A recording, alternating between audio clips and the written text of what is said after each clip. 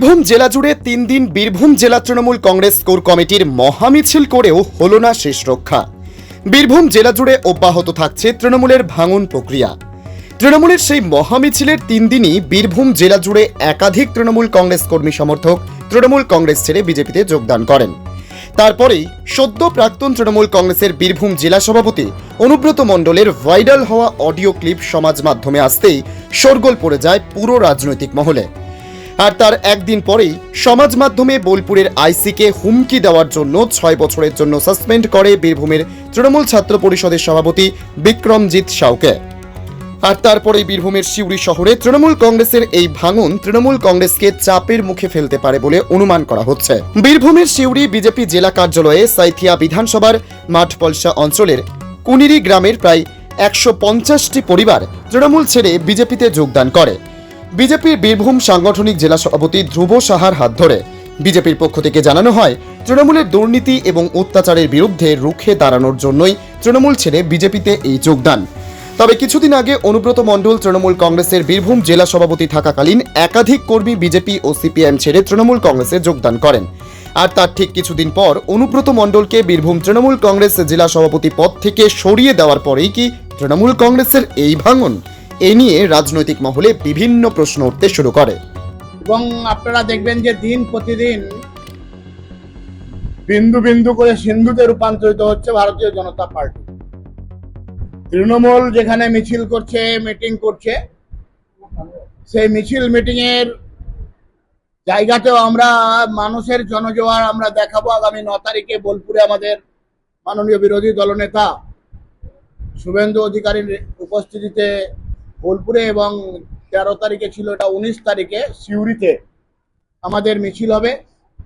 এবং রামপুরহাটে তিরঙ্গা যাত্রা হবে রাজ্যের মাননীয় বর্তমান রাজ্য সভাপতি সুকান্ত মজুমদারের উপস্থিতিতে, কেন্দ্রীয় মন্ত্রী।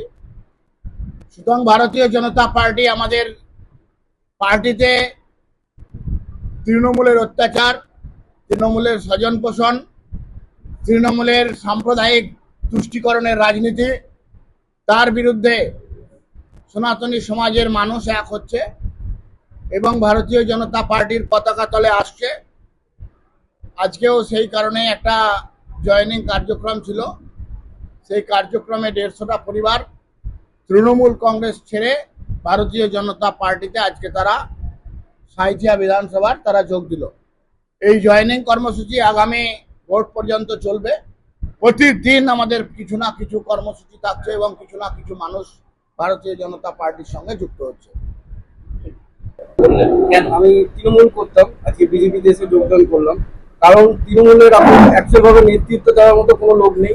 ঠিক আছে, দ্বিতীয় ব্যাপার হচ্ছে যেখানে মানে সনাতনী হিন্দু সংখ্যালঘু হয়ে যাচ্ছে সেখানে ডেভেলপমেন্ট একদম নেই।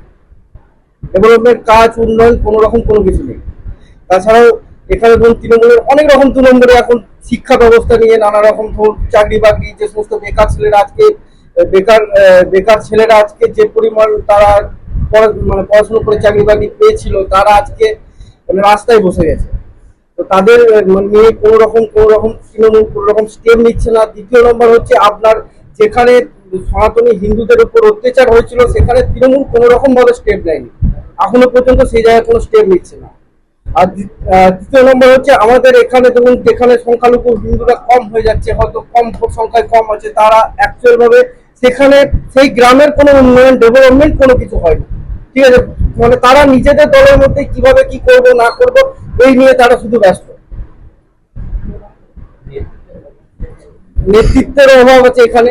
এখানে আমাদের তৃণমূলের প্রথম কথা হচ্ছে নেতৃত্বের অভাব আছে।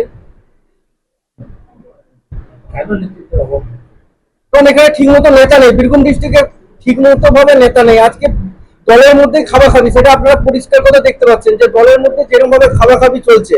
তো কোর কমিটি নিয়ে গঠন করছে, আজকে কোর কমিটির নিজস্ব কোনো ঠিক নেই। ঠিক আছে, তারপরে কোনো একটা সভাপতি নেই, সভাপতি ঠিক করতে পারছে না তৃণমূল।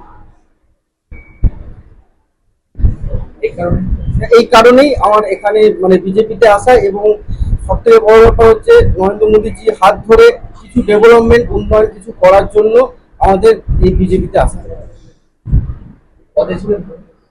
পদে গ্রাম্য পদে ছিলাম, গ্রাম্য আমার পাড়ার দেখাশুনো যেটা আমি করতাম। আর অ্যাকচুয়াল ভাবে পদ বলতে গেলে ওদেরই পদ, ওদেরই মানে অ্যাকচুয়াল আমাদের সংসদ হিসাবে যদি আমি কথা বলি, তাহলে আমাদের সংসদে এখন হিন্দু সংখ্যা কম আছে। এবার সেখান থেকে দেখা যাচ্ছে কি এখানে বুথ সভাপতি হবে মুসলিম, ঠিক আছে, মেম্বারও হবে মুসলিম, আমাদের হিন্দুদের কোনো অস্তিত্ব নেই। তো সেই অস্তিত্ব লড়াইয়ের জন্য আজকে আমাদের এই বিজেপিতে আসা। আমার নাম গিরিধারী সরকার।